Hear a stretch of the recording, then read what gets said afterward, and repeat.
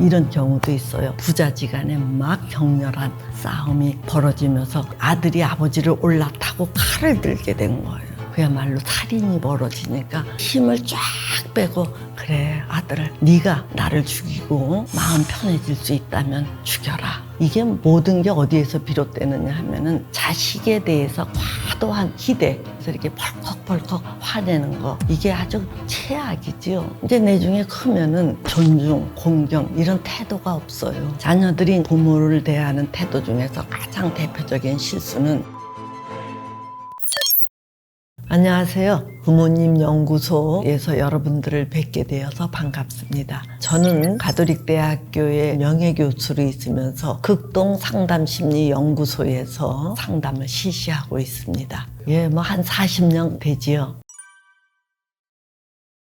일단 이제 사이가 안 좋고 갈등하는 가족 관계를 보면은 첫째가 대화 부족이에요. 둘째도 대화 부족이고 셋째도 대화 부족이고, 우리가 산다라는 것은 여러 가지 조금 불편한 점도 있고 부족한 점도 있고, 그게 사람 사는 거지요. 이제 그렇더라도 이 대화가 충분히 이루어지면은 서로 수용을 해요. 뿐만 아니라 자기가 보탬이 되어주려고 이렇게 협동을 하는데, 대화가 부족하다 보니까 너는 너, 나는 나, 이렇게 막 각자 뿔뿔이 살다가 뒤늦게 뭔가를 하려고 하니까 잘 안 돌아가거든요. 그래서 그동안 뭘 모르고 충분한 관심을 기울이지 못했던 게 큰 실책입니다. 이제 부모님들은 그렇게 얘기를 하고, 자녀들은 한참 자랄 때 부모님이 너무 억압을 하거나 기대로 자기를 짓누르거나 방치해서 외로웠었다. 그런데 이제 뒤늦게 부모님이 관여하려고 하는 게 너무 싫다,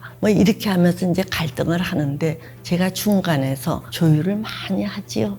부모님 세대와 젊은이들 세대 사이에서는 세대 차이라는 게 있어서 어느 정도 갈등이 있거든요. 그런데 이제 우리 한국 사회에는 또 다른 갈등이 하나 더 첨가되었다고 보시는 게 좋아요. 그게 뭐냐 하면은, 부모들이 자기가 경험한 것을 전부라고, 또 그것이 옳다라고 여기는 경향이 좀 심해요. 니들은 아직 젊어서 잘 모른다, 내 말을 따르라, 이런 식으로 자기가 가지고 있는 가치나 문화를 자녀들에게 주입하려고 하거든요. 근데 이제 요즘 젊은이들은 부모님의 이야기를 좀 고리타분하게 여기고 뭔가 권위적으로 여기면서 자율, 개성 또는 특색, 평등 이런 것들을 강조하니까 이 부모님의 그러한 태도를 아주 구식으로 여기면서 거부하려 들지요. 부모님들은 내가 너희들을 어떻게 키웠는데 이럴 수 있느냐 이러면서 이 벽이 생기지요.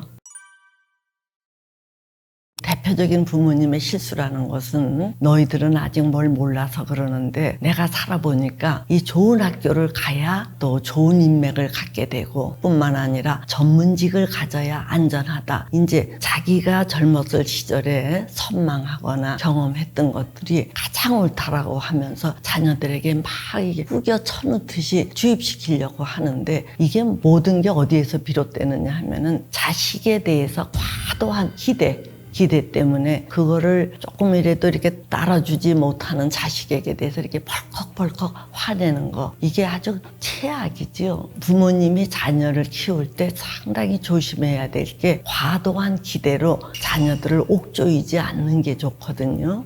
아무리 많은 것들을 해줘도 자유를 구속한다든가 기대에 짓눌린 아이들은 일단 부모라면은 덮어놓고 싫어 해놓고 보는 거예요. 이제 나중에 크면은 존중, 공경 이런 태도가 없어요. 그런 것들이 굳어질 대로 굳어져서 사회에 나오면은 다양한 사람들하고 유연하게 응수를 못하고 관계가 나쁘니까 하는 일마다 아주 힘겹고 매일 이렇게 뿍뿍 대들거나 적대적인 관계로 발전되고, 이런 경향이 많지요. 자녀들이 이제 부모를 대하는 태도 중에서 가장 대표적인 실수는, 부모를 규정하거나 단정해버려요. 말이 안 통하는 사람, 아주 고집스러운 사람, 자기 뜻대로만 하는 사람, 이렇게 단정을 하기 때문에 무슨 말을 하면 귀부터 틀어막고 안 듣는 경향을 보인다는 얘기예요. 그러니까 부모가 아무리 뭐라 그래도 이 말이 통하지를 않는 거예요. 그래서 부모는 한 번, 두 번 해도 안 되면은 계속 그런 방법을 쓸 게 아니라 뭐가 문제지? 이거를 살펴보고 그 문제되는 것을 해결한 다음에 다시 이야기를 해야 되는데 이 부모님들이 한 번, 두 번 해도 안 되는 거를 계속 반복적으로 자꾸 퍼부으려고 하니까 애는 점점 더 귀를 틀어막고 거부를 해버리지요. 그렇게 지내다 보면은 자녀가 어느 정도 커서는 이 자녀들이 부모하고 얘기해봐야 소용없다. 고집불통이니까 또 내 말을 안 들어주니까 이런 식으로 단정해놓고 자기 식대로 탁탁 결정해서 통보를 하는 거예요. 예를 들면은 나는 요번에 휴학하기로 했다. 또는 자퇴했다. 이거를 부모와 사전에 상의도 없이 통보하는 시기니까 부모들이 참 아연해하는 거예요. 무엇보다 본인에게 이롭지 않은 태도지요. 또 뿐만 아니라 이제 부모님은 이 자녀가 뭔가 엉뚱한 짓을 하려고 할 때 야야 그렇게 하는 게 아니다 이런 식의 훈수도 들 수 있고 조언을 할 수 있잖아요. 그랬을 때 자녀들이 나에게 해준 게 뭐가 있다고 하면서 다른 집 아이들은 뭐 해외 유학도 보내고 연수도 보냈는데 당신은 나에게 그런 것도 제공하지 않았는데 뭘 잘했다고 하면서 이 부모를 업신여기는 태도를 보이는 거예요. 그러니 이 참 부모님이 속이 쓰려도 일부 그런 게 사실이라고 여겨서 끙끙 소가리를 하기도 하지요. 이렇게 해서 골병 드는 분들이 저한테 와서 하소연을 많이 합니다. 그럼요. 이제 모든 거는 변화이기 때문에 불가능하다라고 여기실 필요는 없어요. 다만 한번 이 부모 자녀 관계는 어그러지면은 특히 자녀들이 한참 자랄 때 어그러졌을 때에는 피해를 복구하기가 어렵더라고요. 부모랑 사이가 나쁘면은 부모님의 말씀이 합당한데도 일단 거부부터 저항부터 하는 경향이 있기 때문에 부모는 이유여하를 막론하고 자녀가 자기를 좋아하게끔 즉 환심을 잘 사도록 처신하시는 게 아주 중요합니다. 뭐 이런 경우도 있어요. 어떤 부모님이 젊었을 때 유학을 가면서 이제 돈이 부족하니까 이 어린아이를 부모님에게 띄워놓고 간 거예요. 그러니까 이 애는 조부모 밑에서 이제 살았는데 나중에 이 아버지가 이제 공부를 마치고 와서 이렇게 보니까 애가 굉장히 말을 안 듣는 것 같으니까 아들을 화도하게 쪼였어요. 그러니까 아들은 튀고 반발하고 그러느라고 이 아들이 대학도 못 가게 된 거예요. 그리고 술이나 마시고 그러니까 이제 어느 날 아버지가 대기를 하고 있다가 아들이 들어왔을 때 막 욕을 하면서 멱살을 잡으니까 부자지간에 막 격렬한 싸움이 벌어지면서 몸싸움이 됐거든요. 그렇게 하다가 부엌 쪽에 가서 아들이 아버지를 올라타고 칼을 들게 된 거예요. 이때 이 아버지가 한 10년 이상 아들하고 갈등을 했는데 더 이상 이제 어떻게 했다가는 그야말로 살인이 벌어지니까 그때 힘을 쫙 빼고 그래 아들을 네가 나를 죽이고 마음 편해질 수 있다면 죽여라 하고 그렇게 마지막 순간 얘기를 하니까 그 말에 아들이 벌벌벌벌 칼을 들고 떨다가 패대기 치고 막 통곡을 하는 이런 사례도 있어요. 그러니까 정말 결정적인 순간에 뭐 반전이 이루어지기도 하지요.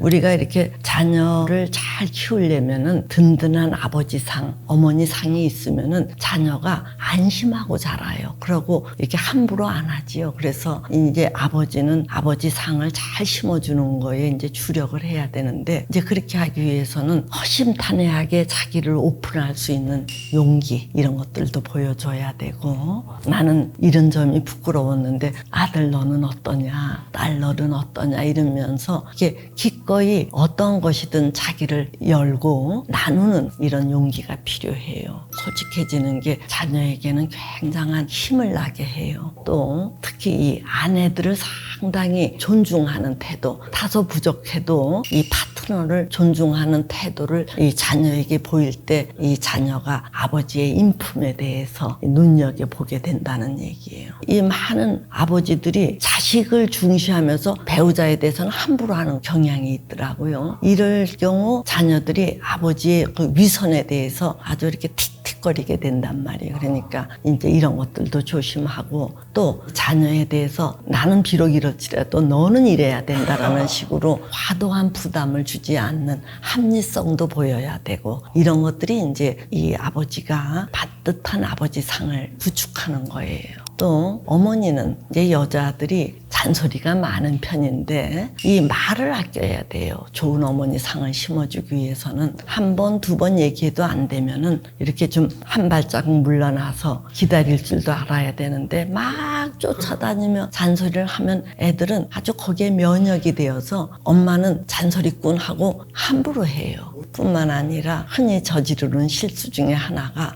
남편을 탁 제끼고 무시하듯 제끼고 애들만 이렇게 해줬을 경우 이 애들이 참 버릇없이 커요. 어머니가 아버지를 함부로 하는 걸 보니까 애들도 아버지를 아주 무시하게 되는 거예요. 그리고 과도하게 자기에게 쏠리는 이 어머니의 욕심에 애들도 질려하지요. 또 흔히 저지르는 실수가 그냥 생각나는 대로 야 누구 집에는 이렇게 하는데 너는 왜 그 정도냐? 이제 이런 식으로 폄하를 하면 애들은 질색팔색을 하지요. 그러니까 이 어머니들도 잔소리를 적게 한다든가 아버지 상을 세워주면서 애들 우선주의로 가는 거를 삼가한다든가 또 남하고 비교하는 이야기를 아주 개념 없이 하는 이런 태도를 조금 자제해야 반듯한 어머니 상이 애들에게 심어진다는 얘기예요. 그래서 반듯한 아버지 상과 어머니 상이 있는 이 자녀들은요 엇나갈 수가 없어요. 자녀들은 아무래도 이제 어린애들이 이렇게 크는 과정이잖아요. 찬사를 자꾸 보내주는 게 좋죠. 우리말에 칭찬에는 코끼리도 춤춘다라는 말이 있듯이 자녀들이 하는 행동 거지가 약간 부족하더라도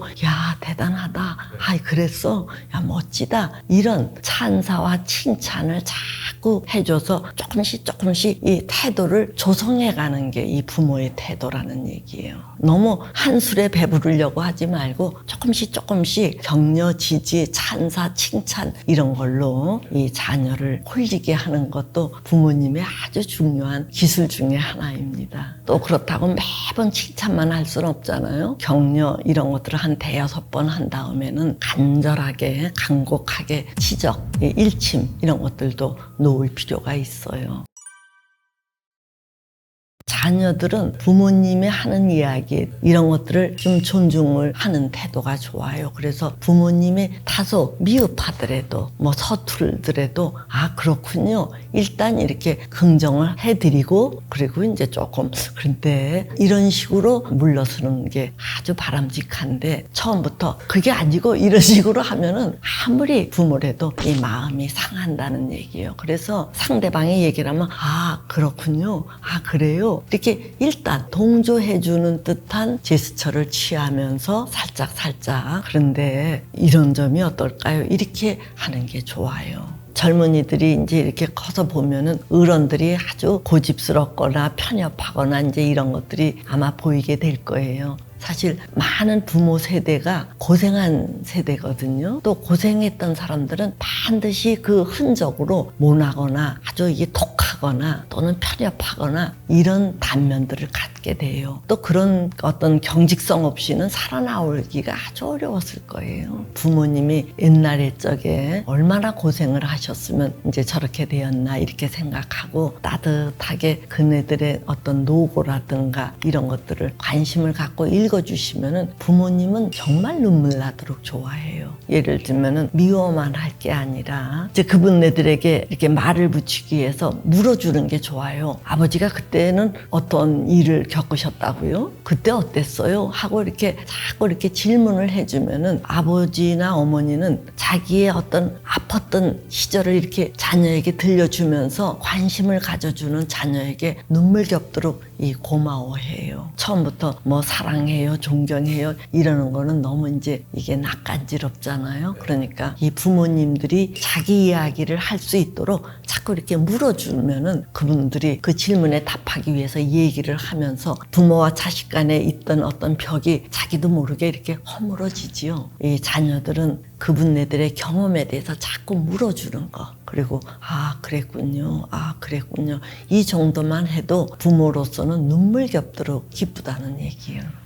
한국인들은 다른 그 어떤 가치보다 또는 종교 이상으로 중시하는 게 혈연의 가족 관계거든요. 다른 것들이 아주 이렇게 불편하더라도 자녀가 참 잘 되고 부모를 공경하면은 이런 부모들은 사는 게 그렇게 불행하지 않아요. 또 자녀들도 자기가 비록 여러 가지 어려움이 있더라도 내 뒤에는 나를 지지하고 사랑하는 부모가 계시다. 뭔가 부모를 든든하게 여기는 사람들은 이 사회생활을 할 때 상당히 좀 씩씩하게 사는 경향이 있더라고요. 그래서 한국인에게는 그 어떤 것보다도 소중한 게 가족이니까 이 가족을 재발견하게 되면은 이 살아가는데 굉장한 원동력이 된다라는 거를 제가 발견하게 되더라고요. 만약에 너무 어려우시면은 저를 찾아오셔요.